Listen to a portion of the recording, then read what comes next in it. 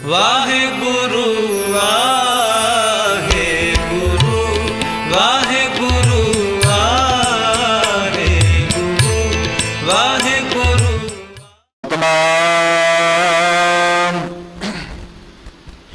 श्री वाहेगुरु साहिब जी तमासरी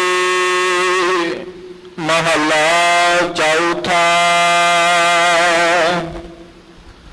हर हर बूंद भई हर स्वामी हम चातृक बिलल बिललाती। हर हर कृपा करो प्रभु अपनी मुख दीव हो हर निम खाती। हर हर बूंद भये हर स्वामी हम चातृक बिलल बिललाती। हर हर कृपा करो प्रभु अपने मुख दीव हो हर निम खाती। हर दिन रह न सको एक राती ज्यो बिन अमला अमली मर जाई है। तो हर बिन हम मर जाती रहाओ तुम्हारे सरवर आप अगाह हम लह न सका अंत माती। तू परा परा अपरंपर स्वामी मुद जानो आपन गाती। हर के संत जना हर जपो गुर रंग चलूला राती। हर हर भगत बनी अद शोभा हर जपो एकम पाती। आपे ठाकुर आपे सेवक आप बनाया बाती। नानक जानत मरे शरणाई हर राखो लाज पगाती। आपे ठाकुर आपे सेवक आप बनाया पाती। नानक जानत मरे शरणाई हर राखो लाज पगाती। वाहिगुरु जी का खालसा वाहिगुरु जी की फतेह। गुरु वरसोई नगरी श्री ਅੰਮ੍ਰਿਤਸਰ ਸਾਹਿਬ ਵਿਖੇ ਮੁਕੱਦਸ ਅਸਥਾਨ ਸੱਚਖੰਡ ਸ੍ਰੀ ਹਰਿਮੰਦਰ ਸਾਹਿਬ ਵਿਖੇ ਖੰਡਾਂ ਬ੍ਰਹਮੰਡਾਂ ਦੇ ਮਾਲਕ ਵਾਹਿਗੁਰੂ ਅਕਾਲ ਪੁਰਖ ਜੀ ਦੇ ਸ਼ਬਦ ਸਵਰੂਪ ਚੌਵੜੇ ਛਤਰ ਤਖਤ ਦੇ ਮਾਲਕ ਜੁਗੋ ਜੁਗ ਅਟਲ ਪ੍ਰਤੱਖ ਤੇ ਸਮਰੱਥ ਸਤਿਗੁਰੂ ਸਾਹਿਬ ਸ੍ਰੀ ਗੁਰੂ ਗ੍ਰੰਥ ਸਾਹਿਬ ਮਹਾਰਾਜ ਜੀ ਨੇ ਅੰਮ੍ਰਿਤ ਵੇਲੇ ਦੇ ਸੱਜੇ ਹੋਏ ਸੁਹਾਵਣੇ ਗੁਰੂ ਦਰਬਾਰ ਅੰਦਰ ਜੋ ਪਾਵਨ ਮੁੱਖ ਵਾਕ ਦੀ ਦਾਤ ਆਪਾਂ ਸਾਰਿਆਂ ਦੀ ਝੋਲੀ ਵਿੱਚ ਪਾ ਕੇ ਨਵਾਜਿਆ ਹੈ। ਔਰ ਇਤਨੇ ਅੰਮ੍ਰਿਤ ਬਚਨਾਂ ਦੀ ਵਿਚਾਰ ਸਾਂਝ ਕਰਨ ਤੋਂ ਪਹਿਲਾਂ ਧੰਨ ਸਤਿਗੁਰੂ ਸੱਚੇ ਪਾਤਸ਼ਾਹ ਜੀ ਦੀ ਓਟ ਆਸਰਾ ਤੇ ਅਸੀਸ ਪ੍ਰਾਪਤ ਕਰੀਏ ਤਾਂ ਕਿ ਬਖਸ਼ੇ ਹੋਏ ਗੁਰਵਾਕ ਨੂੰ ਸ਼ੁੱਧ ਔਰ ਸੁਖਾਇਣ ਵਿਧੀ ਨਾਲ ਸਮਝ ਵਿਚਾਰ ਕੇ ਆਪਣੇ ਆਪਣੇ ਜੀਵਨ ਨੂੰ ਗੁਰਮਤਿ ਅਨੁਸਾਰੀ ਬਣਾ ਸਕੀਏ। ਔਰ ਆਪ ਜੀ ਦੇ ਗਿਆਨ ਦੱਸਣਾ ਇਹ ਵੀ ਵਾਜਬ ਬਣਦਾ ਹੈ ਕਿ ਅੱਜ ਨਿਰੰਕਾਰੀ ਮਰਮਣੀ ਦੂਤ ਸਾਹਿਬ ਸ੍ਰੀ ਗੁਰੂ ਨਾਨਕ ਦੇਵ ਮਹਾਰਾਜ ਜੀ ਦੇ ਸ਼ੇਰੇ ਜੋਤੀ ਸਰੂਪ ਮੇਰੀ ਪੀਰੀ ਦੇ ਮਾਲਕ ਸਾਹਿਬ ਸ੍ਰੀ ਗੁਰੂ ਹਰਗੋਬਿੰਦ ਸਾਹਿਬ ਮਹਾਰਾਜ ਜੀ ਦਾ ਗੁਰਗੱਦੀ ਦਿਵਸ ਪੁਰਬ ਹੈ ਔਰ ਆਪ ਸਰਬੱਤ ਸੰਗਤਾਂ ਨੂੰ ਪਠਾਨਕੋਟ ਮੁਬਾਰਕਾਂ ਤੇ ਆਓ ਸਤਿਗੁਰਾਂ ਦੀ ਅਸੀਸ ਲੈਂਦਿਆਂ ਬੜੇ ਪਿਆਰ ਅਦਬ ਸਤਿਕਾਰ ਦੇ ਸਹਿਤ ਉਚਾਰਨ ਕਰੀਏ ਜੀ। ਸਤਨਾਮ ਵਾਹਿਗੁਰੂ ਸਾਹਿਬ ਜੀ। ਸਤਨਾਮ ਸ੍ਰੀ ਵਾਹਿਗੁਰੂ ਸਾਹਿਬ ਜੀ। ਤਨਾਸਰੀ ਮਹੱਲਾ ਚੌਥਾ।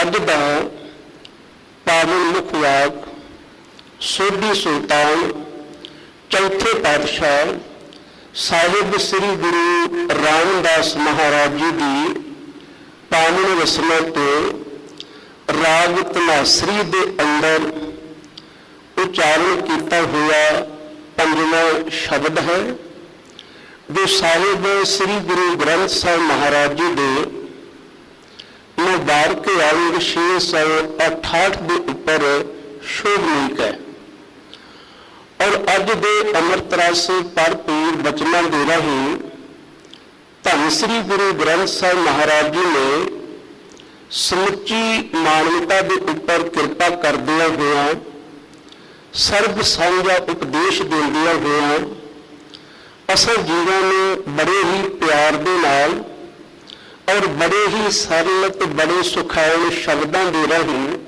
ਸਮਝਾਉਣ ਦਾ ਮਹਾਨ ਉਪਕਾਰ ਕੀਤਾ ਹੈ ਕਿ ਭਾਈ ਜੋ ਜਗਿਆਸੂ ਹੈ ਜਿਸ ਦੇ ਮਨ ਦੇ ਅੰਦਰ ਆਪਣੇ ਪਿਆਰੇ ਦੀ ਖਿੱਚ ਬਣੀ ਹੋਈ ਹੈ ਤੇ ਜਾਂ ਉਸ ਪਿਆਰੇ ਦੇ ਪ੍ਰੇਮ ਰੰਗ ਵਿੱਚ ਰਤਿਆ ਹੋਇਆ ਹੈ,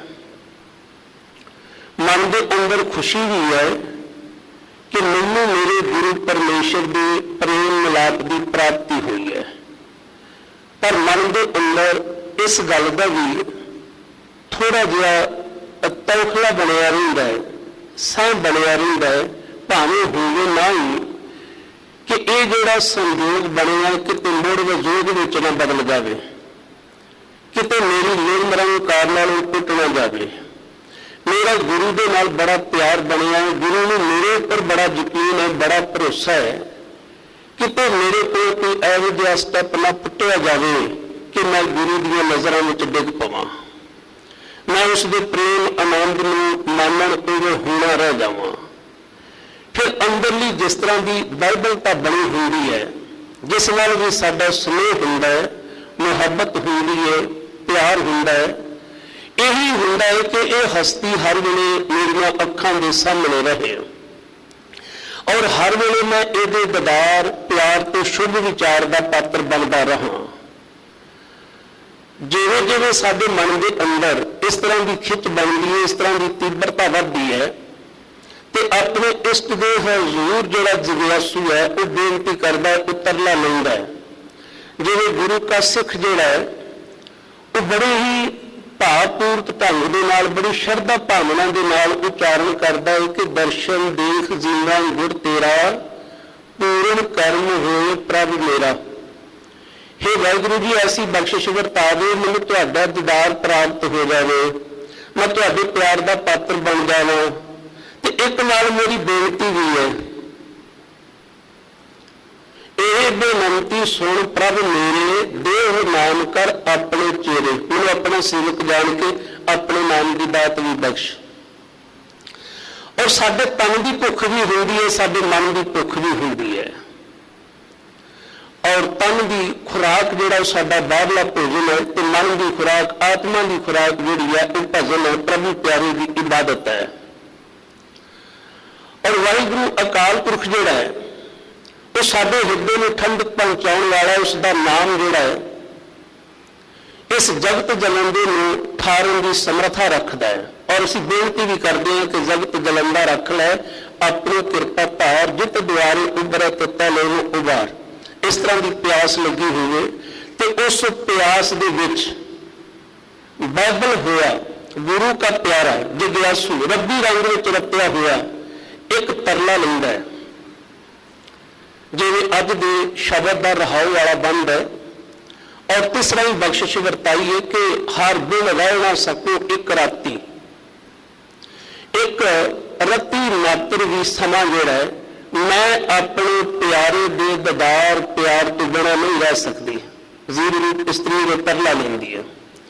ਹਰ ਦਿਨ ਰਹਿ ਨਾ ਸਕੋ ਇੱਕ ਰਾਤੀ, ਜਿਉਂ ਬਿਨ ਅਮਲਾ ਅਮਲੀ ਮਰ ਜਾਈ ਹੈ, ਤੇ ਹਰ ਦਿਨ ਹਮ ਮਰ ਜਾਤੀ ਰਹਾਓ। ਬੜੀ ਪਿਆਰੀ ਜੀ ਔਰ ਸਿੱਧੀ ਜੀ ਉਦਾਹਰਣ ਦਿੰਦਿਆਂ ਹੋਇਆ, ਜਿਵੇਂ ਕੋਈ ਅਮਲ ਕਰਦਾ ਹੋਵੇ, ਕੋਈ ਵੀ ਨਸ਼ਾ ਕਰਦਾ ਹੋਵੇ। ਇੱਥੇ ਕੋਈ ਬੇਨਤੀ ਕਰਦੇ ਹਾਂ, ਗੁਰਮਤ ਦੇ ਵਿੱਚ ਹਰ ਇੱਕ ਨਸ਼ਾ ਵਰਜਤ ਹੈ, ਕਿਉਂਕਿ ਗੁਰੂ ਦਾ ਹੁਕਮ ਹੈ, ਦੁਰਮਤ ਮਦ ਦੇ ਪੀਰ ਤੇ ਬਿਖਲੀ ਪਤ ਕਮਲੀ, ਨਾਮ ਰਸਾਇਣ ਜੋਰ ਤੇ ਨਾਨਕ ਸੱਚ ਅਮਲੀ। ਕੇਵਲ ਇੱਥੇ ਉਦਾਹਰਣ ਦਿੱਤੀ ਹੈ ਕਿ ਜਿਵੇਂ ਕੋਈ ਬੰਦਾ ਅਮਲ ਕਰਨ ਵਾਲਾ ਹੈ, ਨਸ਼ਾ ਕਰਨ ਵਾਲਾ ਹੈ, ਤੇ ਥੋੜੀ ਦੇਰ ਵਾਸਤੇ ਉਹਨੂੰ ਅਮਲ ਨਾ ਮਿਲੇ, ਨਸ਼ਾ ਨਾ ਮਿਲੇ, ਤੇ ਉਹ ਤੋੜ ਖੋਹ ਦਾ ਸ਼ਿਕਾਰ ਹੋ ਜਾਂਦਾ ਹੈ, ਉਹਦੇ ਅੰਦਰ ਘਬਰਾਹਟ ਪੈਦਾ ਹੋ ਜਾਂਦੀ ਹੈ। ਕਹਿੰਦੇ ਇਸੇ ਹੀ ਤਰ੍ਹਾਂ ਸਾਨੂੰ ਪ੍ਰਭੂ ਪਿਆਰੇ ਦੇ ਨਾਮ ਦਾ ਨਸ਼ਾ ਹੈ। ਔਰ ਜਿਸ ਵੇਲੇ ਅਸੀਂ ਨਾਮ ਨੂੰ ਜਪਦੇ ਹਾਂ, ਉਹਦੇ ਨਾਲ ਸਾਡੇ ਹਿਰਦੇ ਨੂੰ ਠੰਡਕ ਮਿਲਦੀ ਹੈ, ਹਿਰਦੇ ਦੇ ਵਿੱਚ ਖੇੜਾ ਬਣਦਾ ਹੈ। ਆਓ ਸਤਿਗੁਰੂ ਸੱਚੇ ਪਾਤਸ਼ਾਹ ਜੀ ਦੀ ਰਸਨਾ ਤੋਂ ਉਚਾਰਨ ਕੀਤੇ ਹੋਏ ਪਾਵਨ ਸ਼ਬਦ ਦੇ ਪਹਿਲੇ ਬਾਣੀ ਪਾਠ ਨੂੰ ਆਪਾਂ ਭਾਈ ਸਾਹਿਬ ਜੀ ਦੀ ਰਸਨਾ ਤੋਂ ਸਰਵਣ ਕਰਦੇ ਹਾਂ। ਹਰ ਹਰ ਬੂੰਦ ਭਏ ਹਰ ਸੁਆਮੀ, ਹਮ ਚਾਤ੍ਰਿਕ ਬਿਲਲ ਬਿਲ ਲਾਤੇ। ਜੋ ਹਰ ਹੈ, ਜੋ ਹਰੀ ਵਾਹਿਗੁਰੂ ਅਕਾਲ ਪੁਰਖ ਹੈ, ਉਹ ਇੱਕ ਸਵਾਂਤੀ ਬੂੰਦ ਦੀ ਨਿਆਈ ਹੈ। ਬਲਕਿ ਅਸੀਂ ਉਹਦੀ ਤੁਲਨਾ ਨਹੀਂ ਕਰ ਸਕਦੇ। ਕੇਵਲ ਜਿਵੇਂ ਅਸੀਂ ਆਪਣੇ ਅੰਦਰਲੀ ਭਾਵਨਾ ਨੂੰ ਪ੍ਰਗਟਾਉਣ ਵਾਸਤੇ ਅਸੀਂ ਸ਼ਬਦ ਵਰਤਦੇ ਹਾਂ। ਅਗਰ ਸਾਨੂੰ ਇਹ ਸੁਆਮੀ ਸਾਡੇ ਮਾਲਕ ਵਾਹਿਗੁਰੂ ਜੀ ਦੇ ਨਾਮ ਦੀ ਇੱਕ ਕਣੀ ਮਿਲ ਜਾਵੇ, ਸਵਾਂਤੀ ਬੂੰਦ ਮਿਲ ਜਾਵੇ, ਤੇ ਸਾਡੀ ਇਹ ਜੁਗਾਂ ਜੁਗੰਤਰਾਂ ਦੀ ਲੱਗੀ ਹੋਈ ਭੁੱਖ, ਲੱਗੀ ਹੋਈ ਤ੍ਰੇਹ ਜਿਹੜੀ ਹੈ ਦੂਰ ਹੋ ਜਾਵੇਗੀ। ਅਸੀਂ ਇੱਕ ਪਪੀਹੇ ਦੀ ਨਿਆਈ, ਇੱਕ ਚਾਤਰਿਕ ਦੀ ਨਿਆਈ ਹੈ। ਔਰ ਸਤਿਗੁਰਾਂ ਦੇ ਅੰਮ੍ਰਿਤ ਬਚਨ ਅਸੀਂ ਕਈ ਵਾਰ ਪੜ੍ਹੇ ਔਰ ਸ਼ਰਵਣ ਕੀਤੇ ਨੇ, ਅੱਗੇ ਵੀ ਪੜ੍ਹਨੇ ਔਰ ਸ਼ਰਵਣ ਕਰਨੇ ਨੇ ਕਿ ਬੱਧੀਹਾ ਅੰਮ੍ਰਿਤ ਵੇਲੇ ਬੋਲਿਆ, ਤਾਂ ਦਰ ਸੁਣੀ ਪੁਕਾਰ। ਜਿਵੇਂ ਇੱਕ ਪਪੀਹਾ ਪੰਛੀ ਜਿਹੜਾ ਹੈ ਉਹ ਤੜਕਸਾਰ ਵੇਲੇ ਜਿਹੜਾ ਵਾਹਿਗੁਰੂ ਦੇ ਹਜ਼ੂਰ ਬੇਨਤੀ ਕਰਦਾ ਹੈ, ਤਰਲਾ ਲੈਂਦਾ ਹੈ ਕਿ ਮੀਂਹ ਪਵੇ ਤੇ ਮੈਨੂੰ ਸਵਾਂਤੀ ਬੂੰਦ ਦੀ ਪ੍ਰਾਪਤੀ ਹੋ ਜਾਵੇ। ਇਸੇ ਹੀ ਤਰ੍ਹਾਂ ਅੰਮ੍ਰਿਤ ਵੇਲਾ ਸਤ ਨਾਮ ਵਡਿਆਈ ਵਿਚਾਰ ਜਾਂ ਚਾਹ ਲਾਂਗੇ ਉਠ ਨਾਮ ਜਪ ਨਿਸ ਬਾਸਰ ਆਰਾਧ ਕਰ ਹੈ ਤੁਝੇ ਨਾ ਵਿਆਪਈ ਨਾਨਕ ਮਿਟੀ ਉਪਾਦ। ਗੁਰੂ ਕਾ ਸਿੱਖ ਵੀ ਤਰਲੇ ਲੈਂਦਾ ਹੈ, ਉਹ ਵੀ ਅੰਮ੍ਰਿਤ ਵੇਲੇ ਦੀ ਸੰਭਾਲ ਕਰਦਾ ਹੈ। ਵੈਸੇ ਬਾਣੀ ਅਸੀਂ ਕਿਸੇ ਵੀ ਸਮੇਂ ਪੜ੍ਹ ਸਕਦੇ ਹਾਂ, ਪਰੰਤੂ ਅੰਮ੍ਰਿਤ ਵੇਲੇ ਦੀ ਸੰਭਾਲ ਕਰ ਲੈਣੀ ਅਤਿਅੰਤ ਜ਼ਰੂਰੀ ਹੈ। ਕਹਿੰਦੇ ਬਾਬੀਹਾ ਅੰਮ੍ਰਿਤ ਵੇਲੇ ਬੋਲਿਆ, ਤਾਂਦਰ ਸੁਣੀ ਪੁਕਾਰ, ਮੇਘੇ ਨੂੰ ਫਰਮਾਨ ਹੋਆ ਵਰਸੋ ਕਿਰਪਾ ਧਾਰ। ਵਾਹਿਗੁਰੂ ਅਕਾਲ ਪੁਰਖ ਆਪ ਗੁਰੂ ਰੂਪ ਬੱਦਲ ਹੋ ਕੇ ਆਉਂਦਾ ਹੈ। ਜਿਵੇਂ ਬੱਦਲ ਦੇ ਵਿੱਚੋਂ ਕਣੀਆਂ ਜਿਹੜੀਆਂ ਬਰਸਦੀਆਂ ਨੇ, ਇਸੇ ਤਰ੍ਹਾਂ ਗੁਰੂ ਦੇ ਹਿਰਦੇ ਅੰਦਰ ਜਿਹੜਾ ਅੰਮ੍ਰਿਤ ਦਾ ਚਸ਼ਮਾ ਹੁੰਦਾ ਹੈ, ਇਹ ਜਦੋਂ ਨਾਮ ਦੀਆਂ ਕਣੀਆਂ ਬਰਸਦੀਆਂ ਨੇ ਤੇ ਉਹਦੇ ਨਾਲ ਹਿਰਦੇ ਨੂੰ ਠੰਡ ਪੈਂਦੀ ਹੈ। ਮੇਘੇ ਨੂੰ ਫਰਮਾਨ ਹੋਆ ਵਰਸੋ ਕਿਰਪਾ ਧਾਰ। ਫਿਰ ਅਸੀਂ ਪੜ੍ਹਦੇ ਹਾਂ, ਮੀਂਹ ਪਿਆ ਪਰਮੇਸ਼ਰ ਪਾਇਆ, ਜੀ ਜਨ ਸਭ ਸੁਖੀ ਵਸਾਇਆ। ਇਹਦੇ ਨਾਲ ਮੀਂਹ ਪੈਣ ਨਾਲ ਧਰਤੀ ਦੀ ਤਪਸ਼ ਖਤਮ ਹੋ ਜਾਂਦੀ ਹੈ, ਫਸਲ ਤੇ ਹਰਿਆਵਲ ਆ ਜਾਂਦੀ ਹੈ। ਇਸੇ ਤਰ੍ਹਾਂ ਪਰਮੇਸ਼ਰ ਦੇ ਨਾਮ ਰੂਪੀ ਕਣੀਆਂ ਜਦੋਂ ਸਾਡੇ ਹਿਰਦੇ ਵਿੱਚ ਪੈਂਦੀਆਂ ਨੇ, ਫਿਰ ਸਾਡਾ ਈਰਖਾ ਦੁਵੈਸ਼ ਸਾੜੇ ਦੇ ਵਿੱਚ ਹਰ ਵੇਲੇ ਸੜ ਬਲ ਰਿਹਾ ਮਨ, ਸਾਡਾ ਹਿਰਦਾ ਜਿਹੜਾ ਹੈ ਉਹ ਠੰਡਾ ਠਾਰ ਹੋ ਜਾਂਦਾ ਹੈ। ਔਰ ਸਾਡੀ ਪਿਆਸ ਹੋਰ ਕਿਸੇ ਢੰਗ ਦੇ ਨਾਲ ਮੁੱਕ ਵੀ ਨਹੀਂ ਸਕਦੀ। ਆਨੰਦ ਸਾਹਿਬ ਜੀ ਦੀ ਬਾਣੀ ਵਿੱਚ ਅਸੀਂ ਪੜ੍ਹਦੇ ਹਾਂ, ਇਹ ਰਸਨਾ ਤੂੰ ਅਨਰਸ ਰਾਤ ਰਹੀ, ਤੇਰੀ ਪਿਆਸ ਨਾ ਜਾਏ, ਪਿਆਸ ਨਾ ਜਾਏ ਹੋਤ ਕਿਤਾ ਜਿਚਰ ਹਰ ਰਸ ਪੱਲੇ ਨਾ ਪਾਏ। ਇਸ ਵਾਸਤੇ ਬੇਨਤੀ ਕੀਤੀ ਹੈ ਕਿ ਇਹ ਵਾਹਿਗੁਰੂ ਅਕਾਲ ਪੁਰਖ ਜੀਓ, ਤੁਸੀਂ ਕਿਰਪਾ ਕਰੋ, ਤੁਸੀਂ ਕਿਰਪਾ ਕਰੋ ਕਿ ਆਪਣੇ ਨਾਮ ਦੀ ਸੁਆਂਤੀ ਬੂੰਦ ਜਿਹੜੀ ਹੈ ਸਾਨੂੰ ਮਿਲ ਜਾਵੇ। ਅਸੀਂ ਤੇਰੇ ਸੇਵਕ, ਅਸੀਂ ਤੇਰੇ ਪਾਪੀ ਹੈ ਜਿਹੜੇ ਨੇ ਉਹ ਇਸ ਗੱਲ ਦੀ ਪੁਕਾਰ ਕਰ ਰਹੇ ਹਾਂ, ਬੇਨਤੀ ਕਰ ਰਹੇ ਹਾਂ। ਹਰ ਹਰ ਕਿਰਪਾ ਕਰਹੁ ਪ੍ਰਭ ਆਪਣੀ, ਮੁਖ ਦੇਵੋ ਹਰ ਨਿਮ ਖਾਤੇ। ਦੇਖੋ ਕਿੱਡੇ ਪਿਆਰ ਵਾਲੇ ਔਰ ਕਿੱਡੇ ਤਰਲੇ ਵਾਲੇ ਤੇ ਕਿੱਡੇ ਸ਼ਰਧਾ ਵਾਲੇ ਸ਼ਬਦ ਵਰਤੇ ਨੇ। हे ਵਾਹਿਗੁਰੂ ਅਕਾਲ ਪੁਰਖ ਜੀਓ, हे ਮੇਰੇ ਹਰੀ ਜੀਓ, ਐਸੀ ਕਿਰਪਾ ਕਰ ਦਿਓ, ਐਸੀ ਬਖਸ਼ਿਸ਼ ਵਰਤਾ ਦਿਓ, ਭਾਵੇਂ ਇੱਕ ਨਿਮਖ ਮਾਤਰ ਹੀ ਸਮਾਂ ਮਿਲ ਜਾਵੇ ਮੈਨੂੰ ਇਸ ਬੂੰਦ ਨੂੰ ਚੱਖਣ ਦਾ। ਕਿਉਂਕਿ ਰਸਨਾ ਜਪੇ ਨਾ ਨਾਮ, ਤਿਲ ਤਿਲ ਕਰ ਕੱਟਿਆ, ਹਰ ਹਾਂ ਜਬ ਬਿਸਰੇ ਗੋਬਿੰਦ ਰਾਏ, ਦਿਨੋ ਦਿਨ ਘਟਿਏ। ਸਾਨੂੰ ਸੇਧ ਮਿਲਦੀ ਹੈ ਕਿ ਅਸੀਂ ਰੋਜ਼ਾਨਾ ਇਹ ਬੇਨਤੀ ਕਰਿਆ ਕਰੀਏ ਕਿ ਐ ਮੇਰੇ ਦਾਤਾ, ਐ ਮੇਰੇ ਵਾਹਿਗੁਰੂ ਜੀ, ਐਸੀ ਕਿਰਪਾ ਕਰ ਦਿਓ ਇਹ ਜਿਹੜਾ ਅੰਮ੍ਰਿਤ ਦਾ ਚਸ਼ਮਾ, ਜਿੰਨੀਆਂ ਵੀ ਇਹ ਪਰਮ ਰੂਹਾਂ ਰੱਬੀ ਰੰਗ ਵਿੱਚ ਰਤੀਆਂ ਹੋਈਆਂ ਪ੍ਰਭੂ ਨੂੰ, ਜਿਨ੍ਹਾਂ ਦੇ ਹਿਰਦਿਆਂ ਅੰਦਰ ਅੰਮ੍ਰਿਤ ਦਾ ਚਸ਼ਮਾ ਫੁੱਟਿਆ, ਉਹਨਾਂ ਨੇ ਇਸ ਅੰਮ੍ਰਿਤ ਦੇ ਚਸ਼ਮੇ ਨੂੰ ਸ਼ਬਦੀ ਜਾਮਾ ਪਹਿਨਾਇਆ ਔਰ ਧੰਨ ਸ੍ਰੀ ਗੁਰੂ ਗ੍ਰੰਥ ਸਾਹਿਬ ਮਹਾਰਾਜ ਜੀ ਦੇ ਬਾਣੀ ਰੂਪ ਦੇ ਵਿੱਚ ਕਿਤੇ ਇਹ ਬਾਣੀ ਜਿਹੜੀ ਹੈ, ਬਾਣੀ ਗੁਰੂ, ਗੁਰੂ ਹੈ ਬਾਣੀ ਵਿੱਚ, ਬਾਣੀ ਅੰਮ੍ਰਿਤ ਸਾਰੇ ਗੁਰ ਬਾਣੀ ਕਾ ਹੈ, ਸੇਵਕ ਜਨ ਮਾਨੇ ਪ੍ਰਤੱਖ ਗੁਰੂ ਨਿਸਤਾਰੇ। ਕਿਤੇ ਇਸ ਨਾਮ ਰੂਪੀ ਅੰਮ੍ਰਿਤ ਦੇ ਚਸ਼ਮੇ ਦੇ ਵਿੱਚੋਂ ਇੱਕ ਨਿਮਖ ਮਾਤਰ ਗੁਰੂ ਦਾ ਸ਼ਬਦ ਜਿਹੜਾ ਹੈ ਮੇਰੀ ਰਸਨਾ ਤੇ ਆ ਜਾਵੇ, ਮੇਰੇ ਹਿਰਦੇ ਵਿੱਚ ਵਸ ਜਾਵੇ। ਹਰ ਬਿਨਾ ਰਹਿ ਨਾ ਸਕੋ ਇੱਕ ਰਾਤੀ, ਕਿਉਂਕਿ ਮੈਂ ਪ੍ਰਭੂ ਪਿਆਰੇ ਦੇ ਨਾਮ ਤੋਂ ਬਿਨਾਂ, ਆਪ ਜੀ ਦੇ ਦੀਦਾਰ ਪਿਆਰ ਤੋਂ ਬਿਨਾਂ ਇੱਕ ਰੱਤੀ ਮਾਤਰ ਵੀ ਨਹੀਂ ਰਹਿ ਸਕਦੀ, ਥੋੜਾ ਜਿੰਨਾ ਵੀ। ਜਿਵੇਂ ਅਸੀਂ ਸਤਿਗੁਰਾਂ ਦੇ ਅੰਮ੍ਰਿਤ ਬਚਨ ਪੜ੍ਹਦੇ ਹਾਂ, ਆਖਾਂ ਜੀਵਾ ਵਿਸਰੈ ਮਰ ਜਾਉ, ਆਖਣ ਔਖਾ ਸਾਚਾ ਨਾਉ, ਸਾਚੇ ਨਾਮ ਕੀ ਲਾਗਾ ਭੂਖ, ਉਤ ਭੂਖੇ ਖਾਏ ਚਲਿਆ ਦੁਖ, ਸੋ ਕਿਉ ਵਿਸਰਾ ਮੇਰੀ ਮਾਏ, ਸਾਚਾ ਸਾਹਿਬ ਸਾਚੇ ਨਾਏ। ਜਦੋਂ ਅਸੀਂ ਇਹ ਬੇਨਤੀ ਕਰਦੇ ਹਾਂ, ਤਰਲਾ ਲੈਂਦੇ ਕਿ हे ਵਾਹਿਗੁਰੂ ਅਕਾਲ ਪੁਰਖ ਜੀ, ਮੈਂ ਰਤੀ ਮਾਤਰ ਵੀ ਥੋੜਾ ਜਿੰਨਾ ਸਮਾਂ ਵੀ ਜਿਹੜਾ ਹੈ ਉਹ ਆਪ ਜੀ ਦੇ ਦੀਦਾਰ ਪਿਆਰ ਤੋਂ ਬਿਨਾਂ ਨਹੀਂ ਕੱਟ ਸਕਦਾ, ਨਹੀਂ ਕੱਟ ਸਕਦੀ। ਕਿਰਪਾ ਕਰੋ ਹਰ ਵੇਲੇ ਮੇਰੀ ਰਸਨਾ ਦੇ ਉੱਪਰ ਆਪ ਜੀ ਦੇ ਸ਼ੁਕਰਾਨੇ ਵਾਲੇ ਬੋਲ ਆ ਜਾਣ, ਬਲਕਿ ਮੈਂ ਉੱਠਦਿਆਂ ਬਹਿੰਦਿਆਂ ਸੌਂਦਿਆਂ ਜਾਗਦਿਆਂ ਹਰ ਵੇਲੇ ਆਪ ਜੀ ਦੇ ਨਾਮ ਨੂੰ ਚੇਤੇ ਵਿੱਚ ਰੱਖਾਂ। ਜੋ ਬਿਨ ਅਮਲਾ ਅਮਲੀ ਮਰ ਜਾਈ ਹੈ, ਤਿਉ ਹਰ ਬਿਨ ਹਮ ਮਰ ਜਾਤੇ। ਮੇਰੇ ਪਾਤਸ਼ਾਹ, ਜਿਵੇਂ ਕੋਈ ਅਮਲ ਕਰਨ ਵਾਲਾ ਉਹਨੂੰ ਅਮਲ ਨਾ ਮਿਲੇ ਤੇ ਅਮਲ ਤੋਂ ਬਿਨਾਂ ਬੇਕਦਾ ਹੈ, ਤੜਫਦਾ ਹੈ, ਉਹਨੂੰ ਇੰਝ ਲੱਗਦਾ ਹੈ ਜਿਵੇਂ ਮੈਂ ਮੌਤ ਨੂੰ ਨੇੜੇ ਦੇਖ ਰਿਹਾ ਹੋਵਾਂ। ਐ ਮੇਰੇ ਸੱਚੇ ਪਾਤਸ਼ਾਹ ਜੀ, ਜਦੋਂ ਵੀ ਤੁਹਾਡੇ ਨਾਮ ਤੋਂ ਮੈਂ ਦੂਰ ਹੋਵਾਂ ਤੇ ਸੱਚੀ ਗੱਲ ਇਹ ਹੈ ਕਿ ਮੈਂ ਆਪ ਜੀ ਦੇ ਪਿਆਰ ਵਾਲੇ ਪਾਸੇ ਤੋਂ, ਆਪ ਜੀ ਦੇ ਯਾਦ ਵਾਲੇ ਪਾਸੇ ਤੋਂ ਮਰ ਜਾਂਦੀ ਹਾਂ। ਤੁਸੀਂ ਮੈਨੂੰ ਆਤਮਿਕ ਜੀਵਨ ਪ੍ਰਦਾਨ ਕਰੋ, ਐਸਾ ਜੀਵਨ ਮਿਲ ਜਾਵੇ ਜਿਹਦੇ ਨਾਲ ਮੈਂ ਆਤਮਿਕ ਤੌਰ ਤੇ ਕਦੇ ਮਰਾਂ ਨਾ। ਕਿਉਂਕਿ ਇੱਕ ਮੌਤ ਹੁੰਦੀ ਹੈ ਸਰੀਰ ਦੀ, ਇੱਕ ਤਨ ਦੀ ਮੌਤ ਹੁੰਦੀ ਹੈ, ਮਨ ਦੀ ਮੌਤ ਵੀ ਐਸੇ ਮੌਤ ਦੇ ਕਨਸੈਪਟ ਨੂੰ ਅਸੀਂ ਵਿਚਾਰਨਾ ਹੋਵੇ ਕਾਫੀ ਲੰਮਾ ਚੌੜਾ ਹੈ, ਔਰ ਸਰੀਰ ਦੀ ਮੌਤ ਇੱਕੇ ਵਾਰ ਹੀ ਹੁੰਦੀ ਹੈ। ਪਰੰਤੂ ਮਾਨਸਿਕ ਤੌਰ ਤੇ ਅਸੀਂ ਦਿਹਾੜੀ ਦੇ ਵਿੱਚ ਪਤਾ ਹੀ ਨਹੀਂ ਕਿੰਨੀ ਕੁ ਵਾਰ ਮਰਦੇ ਔਰ ਜਨਮਦੇ ਹਾਂ। ਜਦੋਂ ਰੱਬ ਚੇਤੇ ਆਉਂਦਾ ਹੈ, ਸ਼ੁਕਰਾਨਾ ਕਰਦੇ ਹਾਂ, ਅਸੀਂ ਜਿਉਂਦੇ ਹਾਂ। ਰੱਬੀ ਯਾਦ ਨੂੰ ਜਦੋਂ ਅਸੀਂ ਭੁਲਾ ਕੇ ਮਾਇਆਵੀ ਪਦਾਰਥਾਂ ਦੇ ਮੋਹ ਵਿੱਚ ਖੱਚਤ ਹੋ ਜਾਂਦੇ ਹਾਂ, ਉਦੋਂ ਅਸੀਂ ਪਰਮੇਸ਼ਰ ਦੇ ਨਾਮ ਵਾਲੇ ਪਾਸੇ ਤੋਂ ਮਰ ਜਾਂਦੇ ਹਾਂ। ਇੱਕ ਹੁੰਦਾ ਹੈ ਮਨ ਨੂੰ ਮਾਰਨਾ, ਜਿਵੇਂ ਦੁਨਿਆਵੀ ਪਦਾਰਥਾਂ ਵਾਲੇ ਪਾਸੇ ਤੋਂ ਮਨ ਨੂੰ ਹੋੜ ਲੈਣਾ ਕਿ ਨਹੀਂ ਭਾਈ ਮੈਂ ਤੇ ਇਸ ਮਨ ਨੂੰ ਹੋੜਿਆ ਹੋਇਆ ਹੈ, ਮੇਰਾ ਤੇ ਮਨ ਮਰਿਆ ਹੋਇਆ ਹੈ, ਮੇਰਾ ਤੇ ਮਨ ਭਰਿਆ ਹੋਇਆ ਹੈ। ਇਸ ਵਾਸਤੇ ਸਾਨੂੰ ਸਮਝਣ ਦੀ ਜ਼ਰੂਰਤ ਹੈ ਕਿ ਆਤਮਿਕ ਜੀਵਨ ਵਾਸਤੇ ਪ੍ਰਭੂ ਪਿਆਰੇ ਦੇ ਨਾਮ ਦੀ ਅਤਿਅੰਤ ਜ਼ਰੂਰਤ ਬਣੀ ਰਹਿੰਦੀ ਹੈ। हे ਮੇਰੇ ਪਾਤਸ਼ਾਹ ਜੀ, ਕਿਰਪਾ ਕਰੋ ਕਿ ਮੈਂ ਆਪ ਜੀ ਦੇ ਨਾਮ ਸਿਮਰਨ ਵਿੱਚ ਲੱਗ ਕੇ ਇਸ ਪ੍ਰੇਮ ਆਨੰਦ ਨੂੰ ਮਾਣ ਸਕਾਂ। ਰਹਾਉ ਸੋ ਰਹਾਉ ਵਾਲਾ ਬੰਦ ਜਿਸ ਵੀ ਸ਼ਬਦ ਵਿੱਚ ਆਉਂਦਾ ਹੈ, ਇਹ ਸਮਝਣ ਦੀ ਜ਼ਰੂਰਤ ਹੈ ਕਿ ਇਹ ਸਾਰੇ ਸ਼ਬਦ ਦਾ ਕੇਂਦਰੀ ਭਾਵ ਹੁੰਦਾ ਹੈ।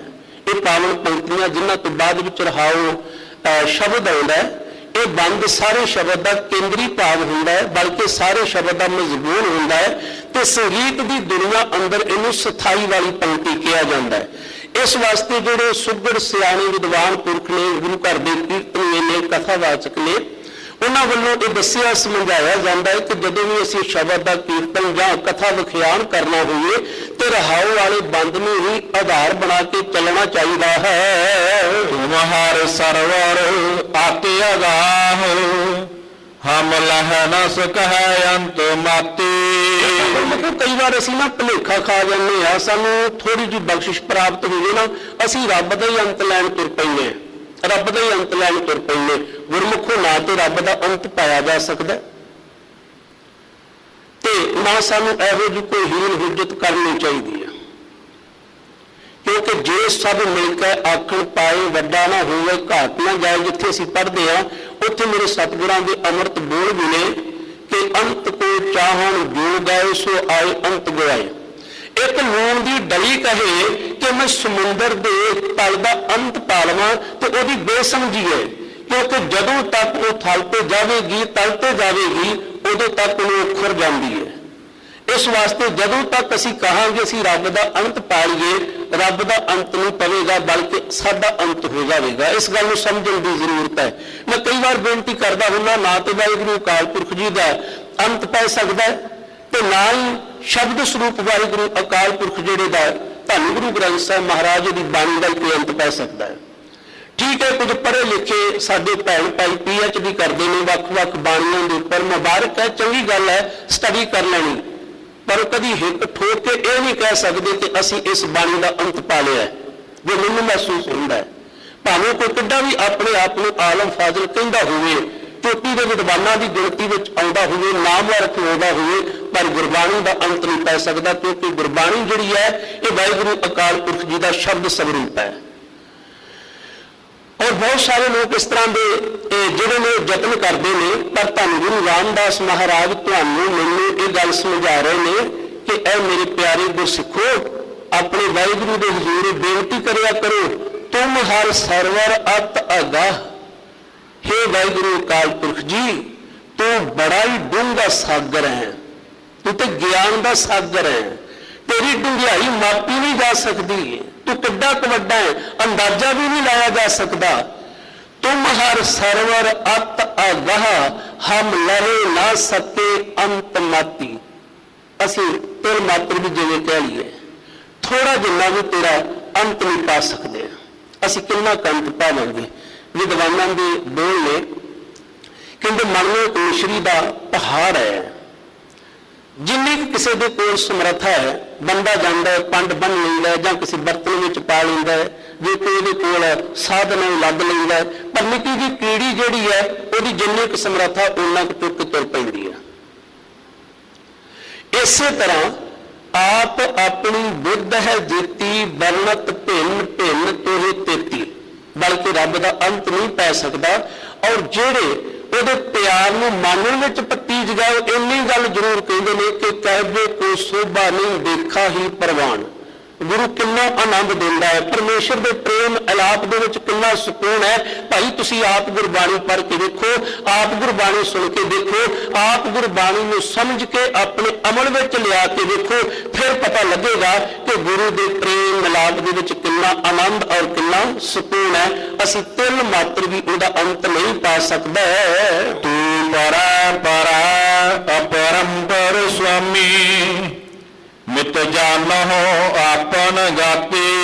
ਮੇਰੇ ਵਾਹਿਗੁਰੂ ਅਕਾਲ ਪੁਰਖ ਜੀ, ਤੂੰ ਪਰੇ ਹੈ, ਤੂੰ ਪਰੇ ਹੈ, ਤੇਰਾ ਕੋਈ ਅੰਤ ਨਹੀਂ ਪਾ ਸਕਦਾ, ਤੂੰ ਬੇਅੰਤ ਹੈ, ਤੂੰ ਆਪ ਹੀ ਹੈ, ਜਿਹੜਾ ਆਪਣੀ ਅਵਸਥਾ ਦਾ ਅੰਦਾਜ਼ਾ ਲਾ ਸਕਦਾ ਹੈ। ਸਭ ਸੁਰਤੀ ਮਿਲ ਸੁਰਤ ਕਮਾਈ, ਸਭ ਕੀਮਤ ਮਿਲ ਕੀਮਤ ਪਾਈ, ਗਿਆਨੀ ਧਿਆਨੀ ਗੁਰ ਗੁਰ ਹਾਈ, ਕਹਿਣ ਨਾ ਜਾਈ ਤੇਰੀ ਤਿਲ ਵਡਿਆਈ। ਜੇ ਸਭ ਮਿਲ ਕੇ ਆਖਣ ਪਾਏ, ਵੱਡਾ ਨਾ ਹੋਵੇ ਘਾਟ ਨਾ ਜਾਏ। हे ਵਾਹਿਗੁਰੂ ਅਕਾਲ ਪੁਰਖ, ਤੂੰ ਕਿੱਡਾ ਕੁ ਵੱਡਾ ਹੈ, ਤੇਰੀ ਕੀ ਅਵਸਥਾ ਹੈ, ਇਹਦੇ ਬਾਰੇ ਤੂੰ ਆਪ ਹੀ ਜਾਣ ਸਕਦਾ ਹੈ। ਕਿਸੇ ਬੰਦੇ ਦੇ ਕੋਲ ਇੰਨੀ ਪਾਵਰ ਨਹੀਂ ਹੈ, ਤਾਕਤ ਨਹੀਂ ਹੈ, ਜਿਹੜਾ ਇਸ ਗੱਲ ਦਾ ਅੰਦਾਜ਼ਾ ਲਾ ਸਕਦਾ ਹੋਵੇ। ਹਰ ਕੇ ਸੰਤ ਜਨਾ ਹਰ ਜਪਿਓ, ਗੁਰ ਰੰਗ ਚਲੂਲਾ ਰਾਤੇ।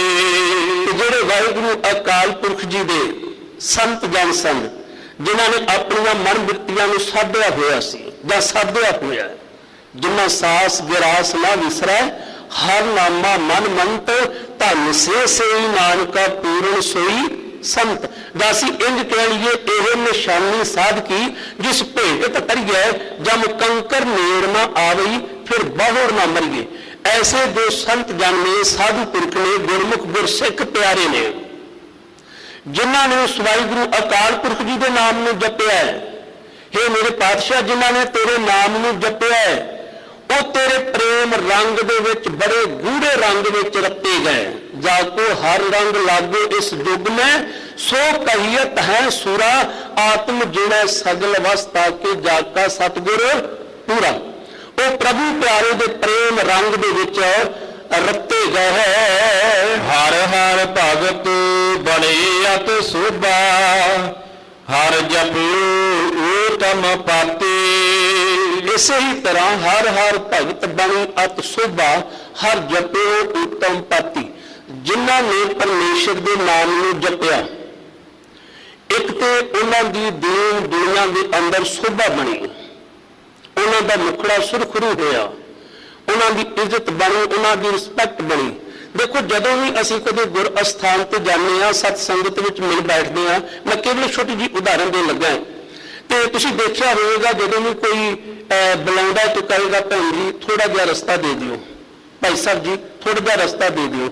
ਅਗਰ ਗੁਰੂ ਕੀ ਦੇਗ ਵਰਤਾਈ ਜਾਂਦੀ ਹੈ, ਕਿੱਡੇ ਅਦਬ ਨਾਲ ਜਿਹੜਾ ਹੈ ਵਾਹਿਗੁਰੂ ਕਹਿ ਕੇ ਇਹ ਪ੍ਰਸ਼ਾਦ ਦਿੱਤਾ ਜਾਂਦਾ ਹੈ। ਤੇ ਜੇ ਸੱਚਮੁੱਚ ਅਸੀਂ ਗੁਰੂ ਦੀ ਸੰਗਤ ਵਿੱਚ ਬੈਠ ਕੇ ਗੁਰੂ ਦੇ ਆਸ਼ੇ ਮੁਤਾਬਕ ਪ੍ਰਭੂ ਪਿਆਰੇ ਦੇ ਨਾਮ ਨੂੰ ਜਪ ਕੇ, ਗੁਰੂ ਦੇ ਆਸ਼ੇ ਮੁਤਾਬਕ, ਜਿਵੇਂ ਗੁਰੂ ਕਹਿੰਦੇ ਗੁਰ ਕਾਇ ਸੋ ਕਾਰਕ ਮਾਇ ਜੀ ਦੇ ਧਾਰਨੀ ਬਣ ਜਾਈਏ, ਤੇ ਉਹਦੇ ਨਾਲ ਸਾਡੀ ਹਰ ਪਾਸੇ ਸੋਭਾ ਵੀ ਹੋਵੇਗੀ, ਸਾਨੂੰ ਇੱਜ਼ਤ ਮਾਣ ਵੀ ਮਿਲੇਗਾ, ਸਾਨੂੰ ਦੀਨ ਦੁਨੀਆ ਦੇ ਅੰਦਰ ਜਿਹੜਾ ਹੈ ਅਦਬ ਸਤਿਕਾਰ ਮਿਲੇਗਾ। ਦੁਨੀਆ ਦਾ ਹਰ ਇੱਕ ਬੰਦਾ ਚਾਹੁੰਦਾ ਹੈ ਮੈਨੂੰ ਅਦਬ ਸਤਿਕਾਰ ਮਿਲੇ, ਪਰੰਤੂ ਇਹ ਅਦਬ ਸਤਿਕਾਰ ਬੰਦਿਆਂ ਦੇ ਕੋਲ ਚਾਹੁੰਦਾ ਹੈ, ਮਨੁੱਖਾਂ ਦੇ ਕੋਲ ਚਾਹੁੰਦਾ ਹੈ। ਇਹ ਪੈਸੇ ਨਾਲ ਚਾਹੁੰਦਾ ਲੋਕਾਂ ਨੂੰ ਖਰੀਦ ਕੇ ਅਦਬ ਸਤਿਕਾਰ ਲੈਣਾ, ਆਪਣੀ ਇੱਜ਼ਤ ਕਰਵਾਉਣੀ, ਤੇ ਜਾਂ ਫਿਰ ਇਹਦੇ ਕੋਲ ਥੋੜਾ ਜਿਹਾ ਕੋਈ ਤਾਕਤ ਆ ਜਾਵੇ, ਇਹਦੀ ਸਰਕਾਰੀ ਦਰਬਾਰੇ ਪਹੁੰਚ ਹੋਵੇ, ਜਾਂ ਕਿਤੇ ਉੱਚੇ ਮਰਤਬੇ ਦੇ ਉੱਪਰ ਬੈਠਾ ਹੋਵੇ, ਇਹ ਫਿਰ ਆਪਣੇ ਜਿਹੜੇ ਜੂਨੀਅਰ ਹੁੰਦੇ ਨੇ, ਜਿਹੜੇ ਆਪਣੇ ਤੋਂ ਥੱਲੇ ਹੁੰਦੇ ਨੇ, ਉਹਨਾਂ ਨੂੰ ਦਬਕਾ ਕੇ ਵੀ ਆਪਣੀ ਇੱਜ਼ਤ ਕਰਵਾਉਣੀ ਚਾਹੁੰਦਾ ਹੈ। ਪਰੰਤੂ ਗੁਰਮੁਖੋ, ਇਹ ਇੱਜ਼ਤ ਬਹੁਤੀ ਦੇਰ ਨਹੀਂ ਰਹਿੰਦੀ, ਕਿਉਂਕਿ ਜਿਸ ਪਤ ਰੱਖੇ ਸੱਚਾ ਸਾਹਿਬ, ਨਾਨਕ ਮੇਟ ਨਾ ਸਕੇ ਕੋਈ। ਜੇ ਅਸੀਂ ਇੱਜ਼ਤ ਚਾਹੁੰਦੇ ਹਾਂ, ਅਦਬ ਸਤਿਕਾਰ ਚਾਹੁੰਦੇ ਹਾਂ, ਤੇ ਵਾਹਿਗੁਰੂ ਕੋਲੋਂ ਮੰਗਣਾ ਚਾਹੀਦਾ ਹੈ। ਔਰ ਗੁਰੂ ਰਾਮਦਾਸ ਮਹਾਰਾਜ ਜੀ ਨੇ ਤੁਹਾਨੂੰ, ਮੈਨੂੰ, ਆਪਾਂ ਸਾਰਿਆਂ ਨੂੰ ਸਮਝਾ ਵੀ ਦਿੱਤਾ ਹੈ ਕਿ ਭਾਈ, ਜਿਨ੍ਹਾਂ ਨੇ ਪਰਮੇਸ਼ਰ ਦੇ ਨਾਮ ਨੂੰ ਜਪਿਆ ਹੈ, ਹਰ ਹਰ ਭਗਤ ਬਣੀਅਤ ਸੋਭਾ, ਹਰ ਜਪਿਓ ਊਤਮ ਪਾਤੀ। ਅਗਰ ਤੁਸੀਂ ਵੀ ਉਸ ਪਰਮੇਸ਼ਰ ਦੇ ਨਾਮ ਦੇ ਵਿੱਚ ਜੁੜ ਜਾਵੋ, ਤੁਹਾਡੀ ਵੀ ਸੋਭਾ ਵਡਿਆਈ ਹੋਵੇਗੀ, ਔਰ ਤੁਸੀਂ ਵੀ ਦਾਨਿਆਂ ਪ੍ਰਦਾਨਿਆਂ ਵਿੱਚ ਆ ਜਾਵੋਗੇ, ਤੁਹਾਨੂੰ ਵੀ ਹਰ ਪਾਸੇ ਅਦਬ ਸਤਿਕਾਰ ਮਿਲੇਗਾ। ਆਪੇ ਠਾਕੁਰ ਆਪੇ ਸੇਵਕ, ਆਪ ਬਣਾਵਾ ਭਾਤੇ। ਵਾਹਿਗੁਰੂ ਅਕਾਲ ਪੁਰਖ ਜਿਹੜਾ ਉਹ ਆਪ ਹੀ ਮਾਲਕ ਹੈ ਔਰ ਆਪ ਹੀ ਸੇਵਕ ਹੈ, ਕਿਉਂਕਿ ਉਹ ਸਾਰਿਆਂ ਦੇ ਵਿੱਚ ਵਸਦਾ ਹੈ, ਅਮੀਰ ਗਰੀਬ ਹਰੇਕ ਦੇ ਵਿੱਚ ਵਸਦਾ ਹੈ। ਠੀਕ ਹੈ, ਮੈਂ ਕਈ ਵਾਰ ਅਰਜ਼ ਕੀਤੀ ਹੈ, ਦੁਬਾਰਾ ਦੁਹਰਾਉਣ ਦੀ ਗੁਸਤਾਖੀ ਚਾਹਾਂਗਾ। ਕੁਝ ਸ਼ੈਤਾਨੀ ਦਿਮਾਗ ਵਾਲੇ ਲੋਕਾਂ ਨੇ ਭੋਲੀ ਭਾਲੀ ਮਾਨਵਤਾ ਨੂੰ ਵਰਨ ਵਿੱਚ ਵੰਡ ਦਿੱਤਾ, ਔਰ ਵਰਨ ਵੰਡ ਕੇ ਕੁਝ ਅਧਿਕਾਰ ਜਿਹੜੇ ਸੀ ਉਹ ਥੋੜੇ ਥੋੜੇ ਦੂਜਿਆਂ ਨੂੰ ਦੇਤਾ, ਪਰੰਤੂ ਆਪ ਉਹ ਸਭ ਤੋਂ ਪਾਵਰਫੁਲ ਹੈ ਕਿ ਅਸੀਂ ਸਭ ਤੋਂ ਉੱਤਮ ਹਾਂ। ਜਿਵੇਂ ਕਹਿ ਲਈਏ, ਉਹਨਾਂ ਨੇ ਬ੍ਰਾਹਮਣ, ਖੱਤਰੀ, ਵੈਸ਼, ਸ਼ੂਦਰ ਇਸ ਤਰ੍ਹਾਂ ਜਿਹੜਾ ਸਮਾਜ ਸੀ, ਜਿਹੜੀ ਮਾਨਵਤਾ ਸੀ, ਉਹਨੂੰ ਵਰਨ ਵੰਡ ਵਿੱਚ ਵੰਡ ਦਿੱਤਾ। ਔਰ ਵਿਪਰ ਜਿਹੜਾ ਸੀ ਪੁਜਾਰੀ ਬਣ ਗਿਆ ਤੇ ਜਿਹੜੇ ਖੱਤਰੀ ਸੀ ਉਹਨਾਂ ਨੂੰ ਰਾਜੇ ਬਣਾ ਦਿੱਤਾ।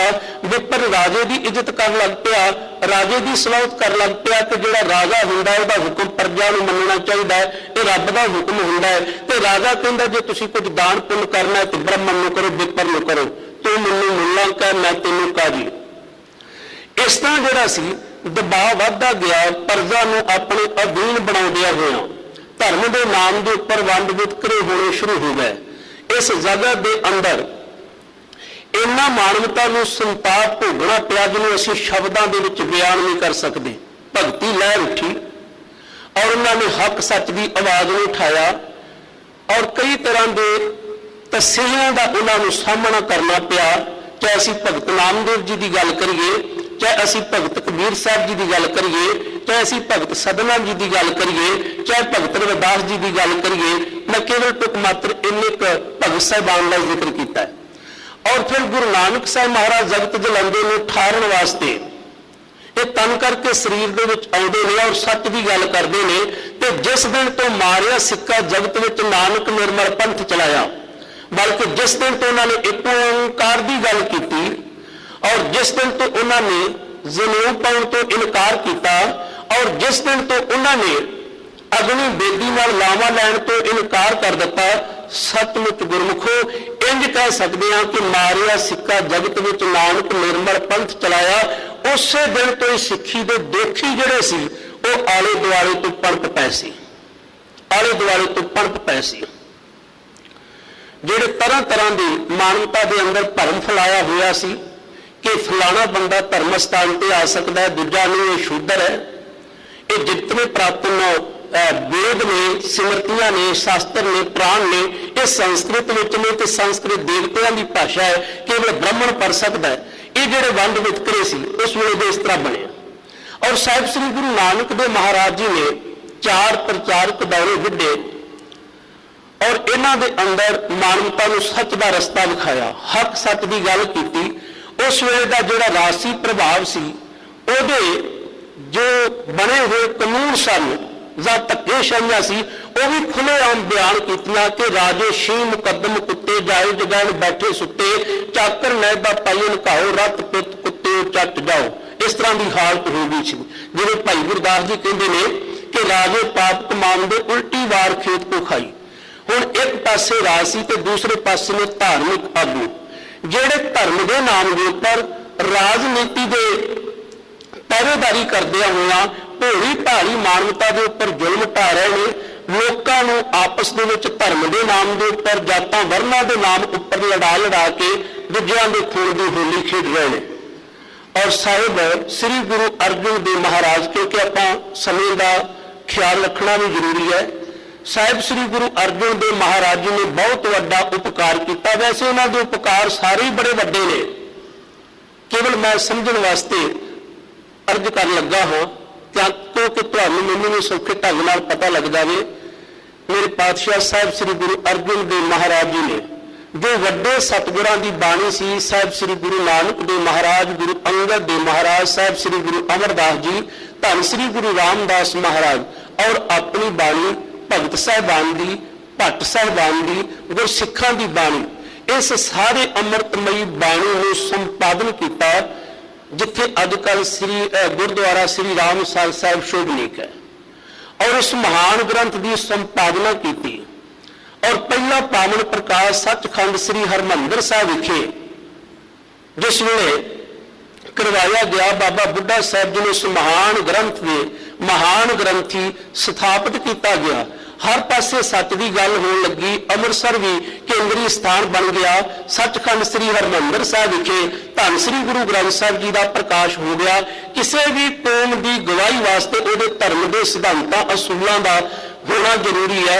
ਇਹ ਸਾਰੀ ਮਰਿਆਦਾ ਪਰੰਪਰਾ ਜਿਹੜੀ ਸੀ ਸਤਿਗੁਰੂ ਸ੍ਰੀ ਗੁਰੂ ਗ੍ਰੰਥ ਸਾਹਿਬ ਮਹਾਰਾਜ ਜੀ ਦੀ ਬਾਣੀ ਅੰਦਰ ਦਰਜ ਸੀ, ਜਿਹਦੇ ਤੋਂ ਕੁਝ ਰਾਜਨੀਤਿਕ ਆਗੂ ਤੇ ਕੁਝ ਧਾਰਮਿਕ ਕੱਟੜਤਾ ਵਾਲੇ ਵਿਪਰ ਜਿਹੜੇ ਸਨ, ਉਹਨਾਂ ਦੀਆਂ ਚੁਗਲੀਆਂ, ਉਹਨਾਂ ਦੀਆਂ ਮਨ ਘੜਤ ਗੱਲਾਂ ਵਿੱਚ ਆਣ ਕੇ ਉਸ ਵੇਲੇ ਦੇ ਬਾਦਸ਼ਾਹ ਜਹਾਂਗੀਰ ਨੇ मुर्तजा खां ਨੂੰ ਸਾਹਿਬ ਸ੍ਰੀ ਗੁਰੂ ਅਰਜਨ ਦੇਵ ਮਹਾਰਾਜ गिरफ्तार करके लाहौर पहुंचाने का हुक्म दिता सी।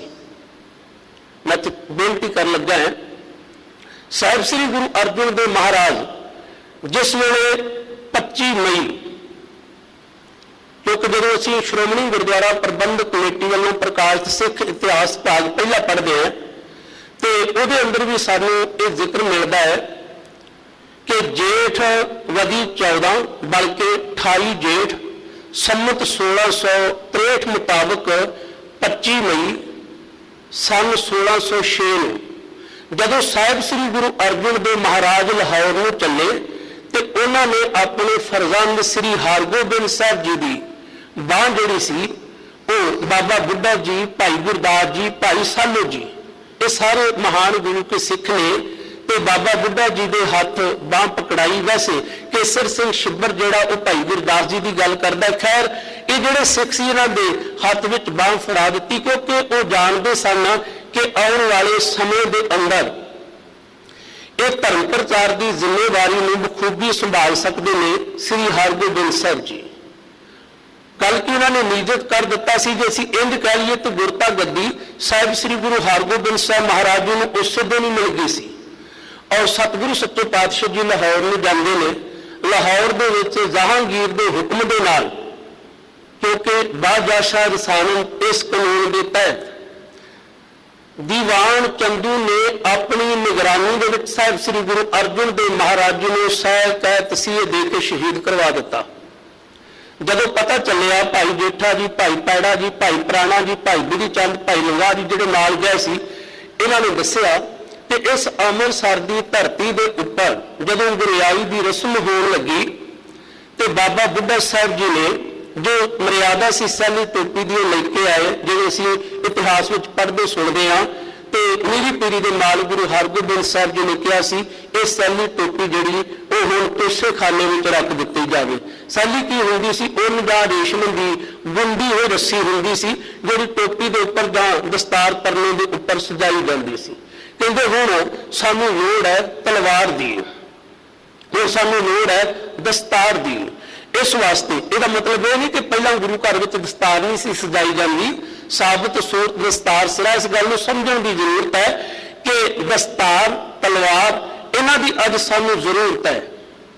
इस तो अगे होर जिवें जिवें उन्होंने बहुत कुछ किया और जिवें उन्होंने मंग सी कि हुण सानू चंगियां जवानियां दी, चंगियां घोड़ियां दी, चंगियां हथियारां दी लोड़ है। सो इस मकसद को लेकर जो बाबा बुढ़ा साहब जी के पासों शास्त्र की मांग की तो कहते बाबा बुढ़ा साहब जी गुरियाई की रस्म कर लगे तो उन्होंने तलवार पहनाई। वैसे पंथ प्रकाश का करता जोड़ा श्री गुरु पंथ प्रकाश का करता गया भी ज्ञान सिंह, रब जाने वो भुलेखा लगा जां किवें, वो कहता है कि जिहड़ी कृपान सी वो सज्जे पासे में पै गई तो जदों बाबा बुढ़ा जी उतार के फिर सही कर लगे तो गुरु हरगोबिंद साहब कहन लगे नहीं एक तलवार जिहड़ी है होर पहना दिओ। उन्हें अपने ढंग नाल इह कीता है। अज भी सानू अपने इतिहास में पढ़न वाचन की लोड़। मैं बेनती करिया करदा कि साडे ते सरीरक ही नहीं बौद्धिक तौर पर भी हमले हो रहे हैं, सानू सचेत होने की जरूरत है। हिस्टरी ऑफ पंजाब दे विच भी ये गल पढ़ाई जाती है, परंतु गुरमुखो बाबा बुढ़ा साहब जी शास्त्र विद्या ਦੇ ਵਿੱਚ ਨਿਪੁੰਨ ਸਨ। ਉਹਨਾਂ ਨੇ ਗੁਰੂ ਹਰਗੋਬਿੰਦ ਸਾਹਿਬ ਜੀ ਨੂੰ ਅੱਖਰੀ ਵਿਦਿਆ, ਅਧਿਆਤਮਿਕ ਸੋਝੀ ਜਿਹੜੀ ਸੀ ਭਾਵੇਂ ਵਾਹਿਗੁਰੂ ਅਕਾਲ ਪੁਰਖ ਦੇ ਘਰ ਵਿੱਚੋਂ ਪ੍ਰਾਪਤ ਹੋਈ, ਗੁਰੂ ਹਰਗੋਬਿੰਦ ਸਾਹਿਬ ਜੀ ਨੂੰ ਸ਼ਾਸਤਰ ਵਿਦਿਆ, ਘੋੜ ਸਵਾਰੀ, ਇਹ ਤਲਵਾਰਬਾਜ਼ੀ, ਇਹ ਨੇਜੇਬਾਜ਼ੀ, ਇਹ ਜਿੰਨੀਆਂ ਸਿੱਖਿਆਵਾਂ ਸਨ ਬਾਬਾ ਬੁੱਢਾ ਸਾਹਿਬ ਜੀ ਦੀ ਦੇਖ ਰੇਖ ਹੇਠ ਹੋਈਆਂ ਸਨ।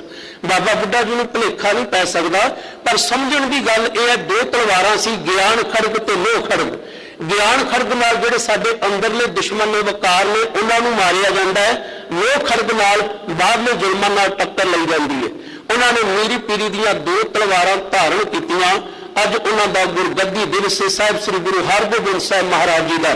और केवल आप ही शास्त्र धारण ना किते, अपने सिखा भी शास्त्र पहनाए, घोड़ सवारियां करवाइया और नगर सुर सिंह तो दो प्रसिद्ध ढाडी भाई मत्था, भाई अब्दुल्ला जी ने बड़े अदब सत्कार के सहित श्री अमृतसर विखे मंगवाया गया। ढाडी परंपरा जिहड़ी सी इहनूं आरंभ किया गया। इस तरह उन्होंने पहला जथा जिहड़ा सी सिख फौज का तैयार किया। अज भी श्री अकाल तख्त साहिब के चरणों में साडा सिर झुकदा है। ये सारे बहुत श्री गुरु हरगोबिंद साहब महाराज जी ने श्री अकाल तख्त साहिब का मुढ़ला थड़ा जिहड़ा सी ਉਹਦੇ ਵਿੱਚ ਕਿਸੇ ਹੋਰ ਨੂੰ ਹੱਥ ਨਹੀਂ ਸੀ ਲਗਾਉਣ ਦਿੱਤਾ। ਕੇਵਲ ਦੋ ਰੱਬੀ ਰੰਗ ਵਿੱਚ ਰਤੀਆਂ ਹੋਈਆਂ ਰੂਹਾਂ ਸਨ, ਭਾਈ ਗੁਰਦਾਸ ਜੀ ਔਰ ਬਾਬਾ ਬੁੱਢਾ ਜੀ। ਇਸ ਵਾਸਤੇ श्री अकाल तख्त साहिब का मुढ़ला थड़ा जिहड़ा सी ਇਹ ਤਿੰਨ ਇਹਨਾਂ परम हस्तियां ने रब्बी प्रेम ਵਿੱਚ ਰਤੀਆਂ ਹੋਈਆਂ रूहां ने बनाया सी। किसी राज ने हाथ लगाए बुढ़े और गुरदास बनाए। गुरमुखों नाम रखिया सी श्री अकाल तख्त। ये तख्त अकाल का किसी बंदे का नहीं, पर सच्ची गल है। अहमद शाह अब्दाली होना की गल कर लीए, मुगलिया हुकूमत की गल कर लीए, उस वेले तो लेके अज तक जिहड़ियां सरकारां ने जिहड़े गैर सिख ने सिख विरोधी ने वो सर्व श्री अकाल तख्त साहिब जी की शान के उल्ट बल्कि उन्हें ढाह लाने वास्ते हाथ धो के मगर पाए हुए हैं। क्योंकि शहीदी हफ्ता चल रहा है, मैं थोड़ा जिहा अर्ज करनी चाहना है। जून 1984 का पहला हफ्ता किवें होया, जिवें असीं इन्हां सारिआं नूं पढ़दे हां, बल्कि जिहड़े विच शामिल सी उस वेले दे लैफ्टिनेंट जां होर हाकम जिहड़े उन्हां दे जबानी भी ये गल कीती जांदी है, लिखती रूप में भी गल कीती जांदी है कि सानूं पहलां जिहड़ा सी ट्रेनिंग दित्ती गई सी हिमाचल दे विच हैदराबाद विच कि किवें जिहड़ा सचखंड श्री हरमंदर साहिब के उपर अटैक करना है। संत जरनैल सिंह खालसा भिंडरांवाला इन्हां दा ते एक बहाना ही बनाया गया सी, क्योंकि सचखंड श्री हरमंदर साहिब श्री अकाल तख्त साहिब ते तां संत जरनैल सिंह सी, बाकी 36 गुरुद्वारियां दे विच कौन सी। और 6 लाख फौज जी सारे पंजाब दे विच ला दी गई सी 31 मई की रात में।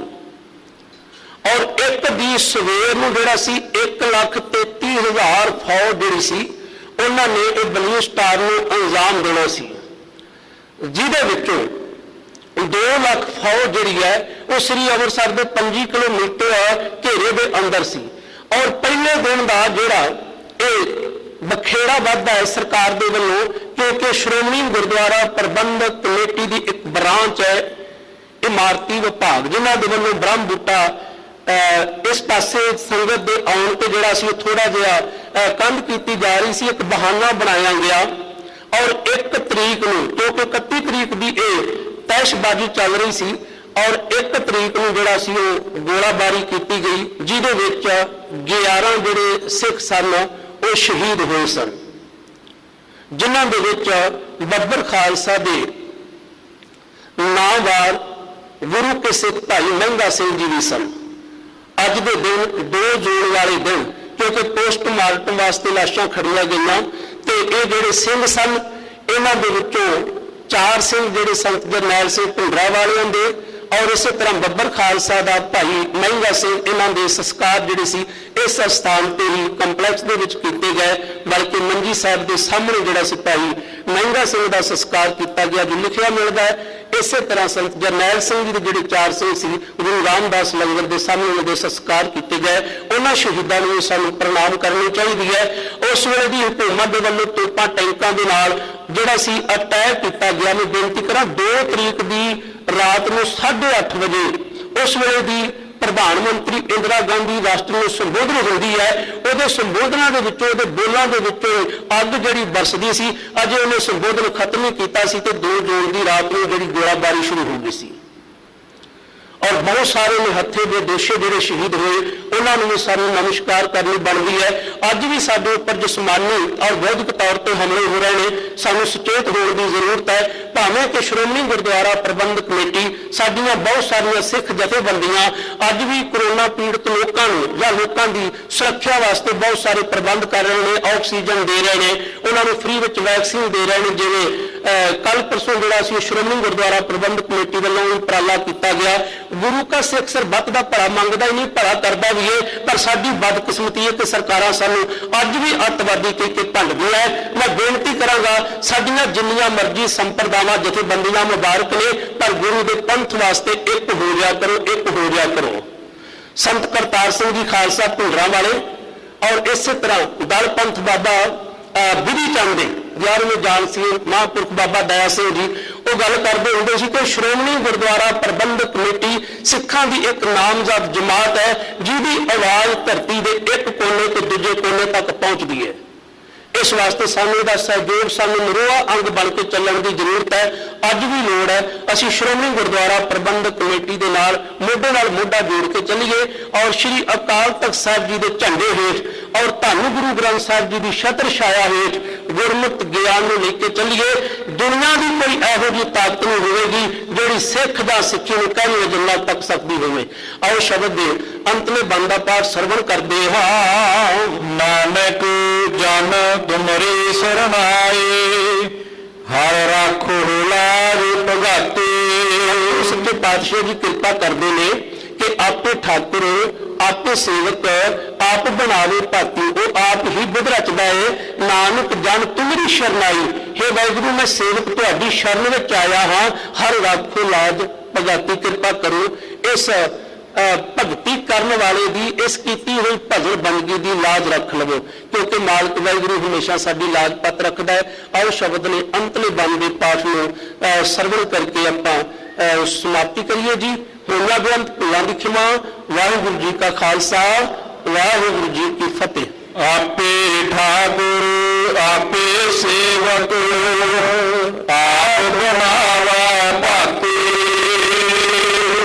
ਨਾਨਕ ਜਨ ਤੁਮਰੀ ਸਰਨਾਏ, ਹਰ ਰਾਖੋ ਲਾਜ ਭਗਾਤੀ। ਵਾਹਿਗੁਰੂ ਜੀ ਕਾ ਖਾਲਸਾ, ਵਾਹਿਗੁਰੂ ਜੀ ਕੀ ਫਤਿਹ। ਵਾਹਿਗੁਰੂ ਜੀ ਕਾ ਖਾਲਸਾ, ਵਾਹਿਗੁਰੂ ਜੀ ਕੀ ਫਤਿਹ। ਸ਼ੇਰੇ ਪੰਜਾਬ ਗੁਰਬਾਣੀ YouTube ਚੈਨਲ ਨੂੰ ਵੱਧ ਤੋਂ ਵੱਧ ਸਬਸਕ੍ਰਾਈਬ ਕਰੋ ਤੇ ਇਸ ਤੇ ਗੁਰਬਾਣੀ, ਸ਼ਬਦ ਕੀਰਤਨ ਤੇ ਇਤਿਹਾਸ ਨਾਲ ਵੱਧ ਤੋਂ ਵੱਧ ਜੁੜ ਕੇ ਆਨੰਦ ਮਾਣੋ ਤੇ ਆਪਣੀ ਜ਼ਿੰਦਗੀ ਨੂੰ ਸਫਲ ਕਰੋ। ਵਾਹਿਗੁਰੂ ਜੀ ਕਾ ਖਾਲਸਾ, ਵਾਹਿਗੁਰੂ ਜੀ ਕੀ ਫਤਿਹ।